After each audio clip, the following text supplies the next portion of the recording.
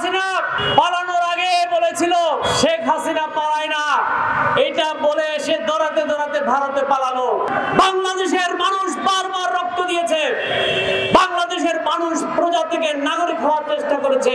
শেখ হাসিনা মানুষকে দাস বানিয়েছে, এই দেশের মানুষ আবারও নাগরিক হওয়ার জন্য রক্ত দিয়েছে। এই রক্তাক্ত গণঅভ্যুত্থানের পরে আমরা আওয়াজ তুলেছিলাম বৈষম্যহীন বাংলাদেশ হবে।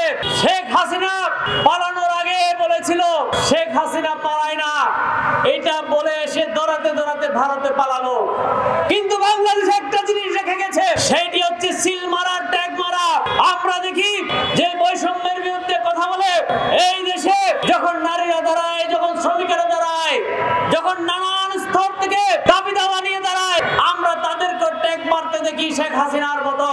সংগ্রামী বন্ধুগণ, মানুষ যখন ডেকচি থেকে বের হয়, আরেকটি গ্রুপ আছে তাদেরকে পা ধরে টানতে থাকে।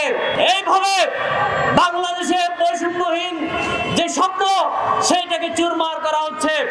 আমরা দেখেছি, আমরা আওয়াজ তুলেছি জনগণের গণতন্ত্র হবে, জনগণের মুক্তিকামী গণতন্ত্র। কিন্তু আমরা জনগণের মুক্তিকামী গণতন্ত্রের পথ এখনো পুরো হাতড়াচ্ছি মনে হয়।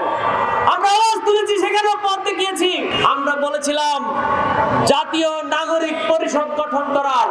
তার কারণ আমরা দেখি সরকার এখনো পর্যন্ত অনেক ক্ষেত্রে অনেক গদায় লস্করি চাল দিচ্ছেন, অনেক ক্ষেত্রে অনেক ধীর গতিতে চলছেন, অনেক ক্ষেত্রে তারা দ্বিধাদ্বন্দ্বে ভুগছেন। আমরা তাই আওয়াজ তুলেছি সমস্ত রাজনৈতিক দল এবং শক্তিকে তাদেরকে নিয়ে আপনারা আলাপ আলোচনার মধ্য দিয়ে সমস্ত সিদ্ধান্ত নেবেন। তার কারণ বাংলাদেশের মানুষ বারবার রক্ত দিয়েছে, বাংলাদেশের মানুষ প্রজা থেকে নাগরিক হওয়ার চেষ্টা করেছে। শেখ হাসিনা মানুষকে দাস বানিয়েছে, এই দেশের মানুষ আবারও নাগরিক হওয়ার জন্য রক্ত দিয়েছে। আমরা তাই মুক্তির জন্য লড়ছি এবং এই লড়াই শেখ হাসিনার পতন শুধু নয়, ফ্যাসিবাদের পতনের মধ্য দিয়ে।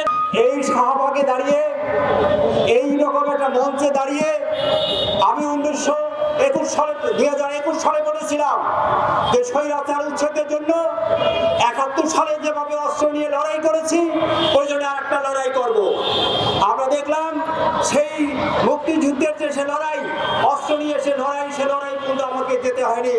এর আগেই ছাত্র জনতার গণঅভ্যুত্থানে স্বৈরাচারী শেখ হাসিনা উচ্ছেদ হয়েছে, দেশ আজকে স্বৈরাচার মুক্ত। বন্ধুগণ, যে আকাঙ্ক্ষা নিয়ে আমরা দীর্ঘদিন লড়াই করেছি, সেই আকাঙ্ক্ষা এখনো বাস্তবায়ন করা হয়নি। এখনো বাস্তবায়নের দিকে আমরা যাচ্ছি। একটা সম্ভাবনা তৈরি হয়েছে স্বৈরাচার উচ্ছেদের পরে।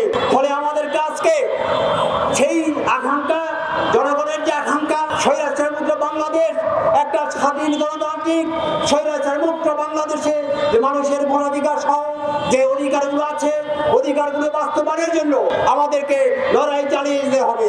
যেভাবে আমরা 21 সাল থেকে শুরু করে এবং তার আগে থেকে শুরু করে এই 5ই আগস্ট পর্যন্ত লড়াই করেছি স্বৈরাচারের বিরুদ্ধে, তদ্রুপ একটি লড়াই আমাদেরকে চালিয়ে যেতে হবে।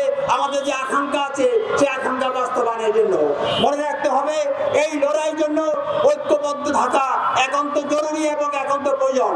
যদি আমরা বিচ্ছিন্ন হয়ে যাই, যদি আমরা এই আকাঙ্ক্ষাকে বাস্তবায়ন করতে না পারি, তাহলে জনগণের যে লড়াই সংগ্রাম এবং এত শহীদ যে হলো ছাত্র জনতা, তাদেরটা বৃথা যাবে।